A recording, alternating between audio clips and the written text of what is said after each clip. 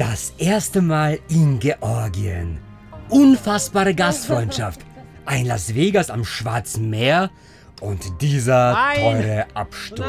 Im verlassenen Spieltheater ist etwas Schreckliches passiert. Dieses Land zwischen Asien und Europa lässt uns staunen. In Batumi treffen glitzernde Casinos auf uralte Mythen. Chalua teilt nicht nur seinen Fisch mit uns. Winzer bauen eine Burg von Grund auf neu. Doch im Spieltheater aus der Sowjetzeit nimmt die Tragödie ihren Lauf. Um das zu erleben, sind wir, Nina und Aurelius, mit unserem selbst ausgebauten Camper 3000 Kilometer weit gefahren. Steig ein und komm mit auf dieses Abenteuer. Der erste Halt in Georgien, ein ruhiger Kiesstrand direkt am Meer mit Blick auf Batumi. Warum diese Stadt das Las Vegas oder Dubai am Schwarzen Meer genannt wird, erfahren wir am nächsten Tag. Bereits die Anreise ist ein Erlebnis. Obwohl der Himmel nach Regen aussieht, wagen wir einen ersten Spaziergang durch die Altstadt. Die vielen Goldverzierungen, der Mix aus klassischer Architektur, Art Deco und Moderne ist absolut beeindruckend. Doch wir wollen zur Strandpromenade, wo das berühmte Denkmal von Ali und Nino steht. Hier wird die Geschichte einer georgischen Christin und eines aserbaidschanischen Moslems fühlbar. Die Figuren stehen für Menschen unterschiedlicher Religion, die sich annähern, Frieden suchen und doch immer wieder durch Zwist und Krieg auseinandergerissen werden. Doch heute hängen die Regenwolken nicht nur über dem Liebespaar und so flüchten wir uns in den Alphabet Tower. Außen sieht man 33 Buchstaben dieser einzigartigen georgischen Schrift. Es gibt keine Groß- und Kleinschreibung, dafür aber 4 Konsonanten mehr als im Deutschen. Jetzt geht's ganz nach oben auf 120 Meter. Oben erwartet uns ein Panorama-Restaurant mit grandioser Aussicht über Batumi. Beim Essen dreht sich das gesamte Restaurant stundenweise um sich selbst und schenkt jedem Tisch den perfekten Rundumblick. Der Sonnenuntergang war richtig schön, das Essen war echt gut und die Aussicht ist immer noch grandios. Warum Batumi mit Las Vegas verglichen wird, zeigt sich erst so richtig bei Nacht. Es gibt unzählige Casinos, die glitzern und leuchten. Doch wir wollen unser Glück nicht herausfordern. Filmen darf man im Inneren sowieso nicht. Und so erhaschen wir nur einen kurzen Blick auf unzählige Spielautomaten und auf einen Mann, der oberkörperfrei an einem Spieltisch sitzt. Vor ihm stapeln sich die Chips. Hinter ihm eine Dame, die seinen Rücken massiert.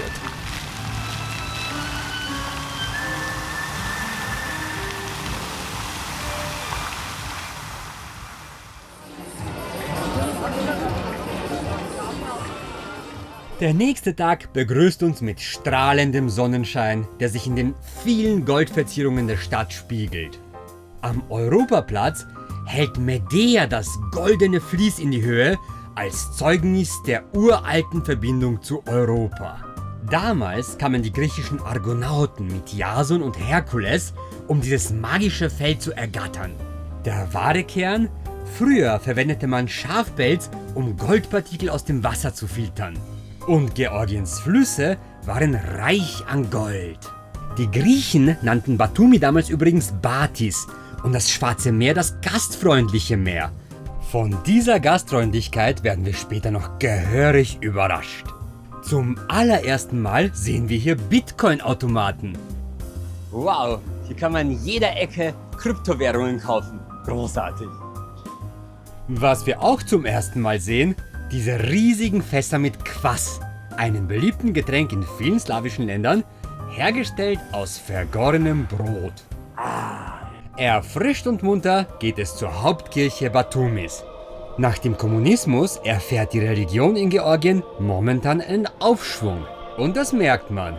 Der Gottesdienst ist gut besucht und fröhlich. Übrigens, in georgischen Kirchen sollten Frauen aus Respekt Knie, Schulter und Haare bedecken. Und auch Männer sollten lange Hosen und zumindest ein T-Shirt tragen. Auf dem Weg aus der Stadt werden alte Sowjetplattenbauten immer mehr von modernen Gebäuden verdrängt. Vor allem dieser Mix aus Fantasie, Größenwahn und Beton beeindruckt uns total. Den Vergleich mit Las Vegas und Dubai können wir jetzt gut nachvollziehen. Und dennoch finden wir, dass diese Stadt einen ganz eigenen, super angenehmen Charme hat. Batumi ist intensiv, spannend und absolut sehenswert. Nach dem Großstadttrubel geht es an einen einsamen Fluss mitten im Nirgendwo. Die Stelle ist perfekt, um runterzukommen. In Georgien ist Wildcampen erlaubt. Keine Schilder, nur Natur, Pferde, Kühe und unser neuer Freund Schlappi. Das hast du super gemacht. Du hast die großartig verjagt. Wirklich, wirklich gut. Ja, sehr gut. Kannst du stolz auf dich sein. Wirklich gut gemacht. Können wir den mitnehmen? Und dann steht plötzlich ein Georgier an unserem Camper und will wissen, ob wir Fisch wollen. 2 Stunden später ist Chalua zurück mit einem riesigen Netz Forellen. Wir verstehen kaum ein Wort. Und das Übersetzungsprogramm ist, sagen wir mal, kreativ. Trotzdem wird schnell klar, er möchte mit uns seinen Fang am Lagerfeuer teilen. Diese georgische Gastfreundschaft, sie ist nicht gespielt, nicht oberflächlich, sondern echt und berührend. Wir wollen uns revanchieren, etwas zurückgeben, aber Chalua lehnt alles kategorisch ab. Er will einfach nur Zeit mit uns verbringen, uns beschenken. Während wir essen, erzählt er von der Tradition des Tamada. Bei jedem Fest gibt es einen Tischführer, der Trinksprüche ansagt. Chaluas erster: So stoßet auf den Herrn an, und wir alle werden noch gesegneter sein. Was für ein Moment. Und es sollte nicht der letzte bleiben. Sein selbstgebrannter ist übrigens ausgezeichnet. Selbst an das eiskalte Kohle hat er gedacht. Und als wäre das nicht schon genug, am nächsten Tag steht er nochmal vor unserem Van mit Obst, Gemüse und Nüssen aus seinem eigenen Garten. Einfach so. Wir verstehen zwar nicht alles, doch die Botschaft ist klar. Was als nächstes kommt, haben wir so noch nie gesehen.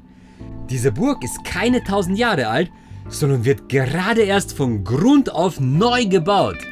Bereits jetzt sind 1 Million Ziegelsteine verbaut. Bald schon kann man in den Hotelzimmern residieren wie ein König. Aber der wahre Schatz befindet sich im Burgverlies.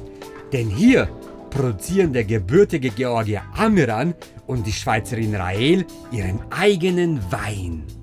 Von Rahel erfahren wir etwas Faszinierendes. Der Weinbau wurde vor 8000 Jahren hier in Georgien erfunden. Die Trauben wurden damals, wie auch heute noch, in Tongefäßen verarbeitet. Diese Qvevris sind teilweise so riesig, dass mehrere Menschen darin Platz finden. Auf ihrem Weingut verbindet Amiran und Rahel georgische Tradition mit moderner Winzerei. Und das zahlt sich aus. Und haben auf einmal mehrere Goldmedaillen gewonnen. Also Ein Wein war sogar der beste aus 6000 Wettbewerbern. Wir durften probieren und können sagen, die Auszeichnungen sind wirklich verdient. Die Weine schmecken ausgezeichnet. Ich glaube, ich muss mehr davon probieren. Als Begleithäppchen gibt es unter anderem flambiertes Pâté und etwas ganz Außergewöhnliches, nämlich Stör. Das ist das erste Mal, dass ich Stör esse. Zum Abendessen geben Amiran und Rahel noch einmal so richtig Gas. Ende 2025 wollen sie ihr Burgrestaurant eröffnen.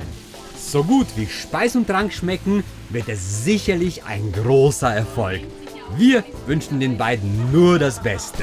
Die Georgier sagen eigentlich, der Tisch ist erst vollständig gedeckt, wenn man darüber so eine Nadel fallen lassen kann und sie nicht den Tisch berührt. Davon sind wir jetzt noch weit entfernt. Aber Das Weingut heißt übrigens Vasis Xidi, was so viel bedeutet wie Weinbrücke. Von der neuen Burg geht es zum verlassenen Spieltheater.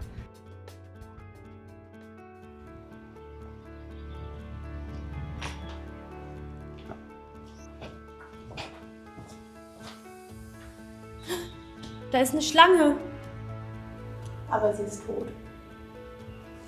Vielleicht hätten wir das als böses Omen deuten sollen und das Weite suchen. Doch die Neugierde ist zu groß. Das sind voll die coolen Bemalungen. Bis 1991 war Georgien Teil der Sowjetunion. Wir können den ehemaligen Glanz dieser Zeit erahnen. Hier wurden Filme und Theaterstücke gezeigt, die den Kommunismus und seine Errungenschaften lobpreisten.